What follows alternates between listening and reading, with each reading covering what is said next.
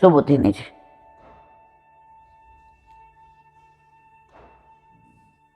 શ્રી વલ્લભાધીશ સુબુદ્ધિની છે નું પાન વલ્લભ કરાવે તો થાય, બાકી આને સ્પર્શ કરવો આપણા બસની વાત નથી. આપણે અત્યાર સુધી વ્યાસજીનું મનોવ્યથા, નારદજી આવ્યા, હવે આગળ પ્રથમ સ્કંધ અધિકાર લીલા, અવંતાર મધ્યામિધકાર દ્વિતીય પ્રકરણ અધ્યાય 2, અધ્યાય 5 કારિકા, ચતુર્થ સર્વધર્માણામ સંદેહો વિનિરૂપિતમ નિરૂપ્યતે ભક્તિ માર્ગે પંચમે તસ્ય નિર્ણય. કારિકા 1. અર્થ, ચોથા અધ્યાયમાં વ્યાસજીની વ્યગ્રતાનું વર્ણન કર્યું છે. આ 5મો અધ્યાય છે. ચોથામાં વ્યાસજીની વ્યગ્રતા અને જે ધર્મના જ્ઞાનનું તેમણે અત્યાર સુધી નિરૂપણ કર્યું હતું તે જ્ઞાન મનને શાંતિ આપવાને શક્તિમાન છે એ અંગેની શંકા વ્યક્ત કરી છે.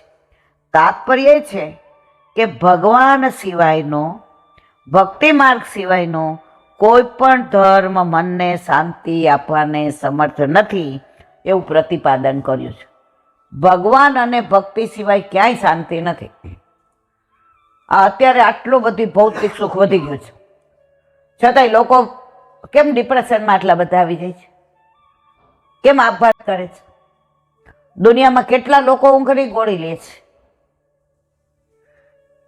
આ પેલા 50 વર્ષ પહેલા આવું કાંઈ નહોતું. ઊંઘની ગોળી હોય જ કોઈને ખબર નહોતી. ડિપ્રેશન શું એ ખબર નહોતી. માણસને જે જોઈએ છે ને આનંદ ખોવાયો છે. સત ચિત્ત અને આનંદ, આનંદ પ્રભુ પાસે છે.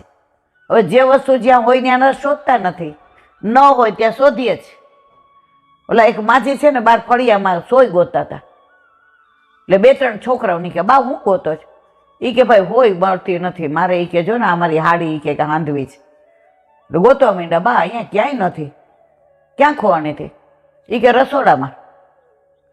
એ કે રસોડામાં? તો એ કે રસોડામાં અંધારું છે ને એટલે આ ગોતું છું. જ્યાં જે વસ્તુ ખોવાની છે ત્યાં અંધારું હોય તો ગોતાય ત્યાં જ.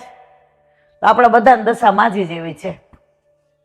આનંદ ખોવાયો છે. ઠાકોરજી એ આપણા હૃદયમાં જ છે, આપણી પાસે જ છે, આપણા માથે વલ્લભે પધરાવી દીધો. ત્યાં શોધવાના બદલે બધે શોધ ભટક કરીએ છીએ અને પછી પાછા રાત્રે હોઈએ ત્યારે કહીએ મારા જીવને ક્યાંય શાંતિ. બેન ક્યાંથી હોય? તારી સોય ખોવાની છે રસોડામાં, તું ગોતીશ ફળિયામાં. આપણા બધાને દશા આવી છે. આ 5મા અધ્યાયમાં ભક્તિ માર્ગ અંગેનું નિવેદન કરવામાં આવશે અને ભક્તિ માર્ગથી મનને શાંતિ મળશે એવું પ્રતિપાદન કરવામાં આવ્યું છે. ઉટ્ટંકન્નમ મધ્યમચ્ચાત દ્રષ્ટાંતસ્ય પ્રદર્શનમ આદાવંતે નિર્ણયાર્થ હેતુત્વાત દુરીજસ્ય. કારિકા 2. અર્થ, જેમની ચર્ચા ચાલે છે તે વ્યાસજી અને નારદ મુનિ મધ્યમ અધિકારી હોવાથી દ્રષ્ટાંત આપીને વાતને સમજાવવા. જો વક્તા અને શ્રોતાના 3 પ્રકાર. ઉત્તમ વક્તા અને શ્રોતા. ઉત્તમ વક્તા કોણ? સુખદેવજી. શ્રોતા પરીક્ષિત.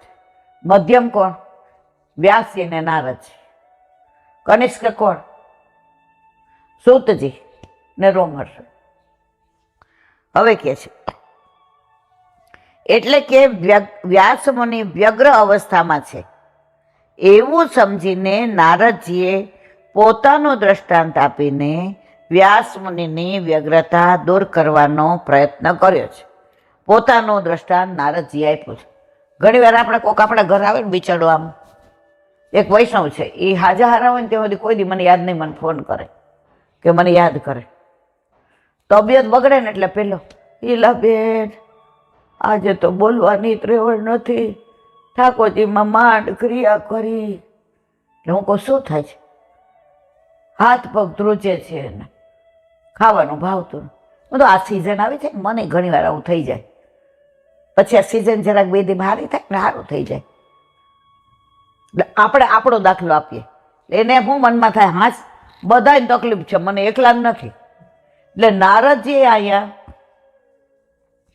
પોતાનું દ્રષ્ટાંત આપી અને વ્યાસજીની વ્યગ્રતા દૂર કરવાનો પ્રયત્ન કર્યો.